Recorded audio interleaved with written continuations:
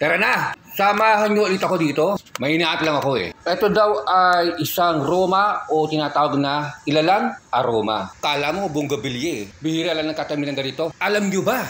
Ito yung nilagay sa ulo ni Jesus Christ. At pinanghahato rin niya ng mga Hudyo. 2 o 3 ang haba ng mga tinik niyan. Kasing taas ng pako. Napakakunat niyan. Hindi siya na agad-agad nababali. Habang nababasa siya ng gusto, lalo siyang tumitibay. Nabubuhay sila, yun singaw ng mismo nang galing sa dagat. Matinding herbal daw to. Ang nagagamot niya ang mga TB na kapara sa mga tuberculosis. Anti-ulcer na rin. At sa pangangati ng mga balat. Yung ugat daw niyan ay ginagawang tsa. Ito nga pala yung pinang-corona kay Jesus. Yung mas mataba dyan na 2 finger ang kapal. Makungot kasi yun eh, tsaka binilog. Yung sariwa at magulang na. Karamihan to ay tubo-tubo sa mga karagatan o mga ilog o mga sapa. Tubo-tubo lang to sa mga maiinit na lugar. Nalilibutan ng mga aroma yan. Mataas daw kasi ang enerhiya kung tawagin yan. Dito na yan sa may Cebu, Balili, Naga. O sige, hanggang dito na lang po tayo.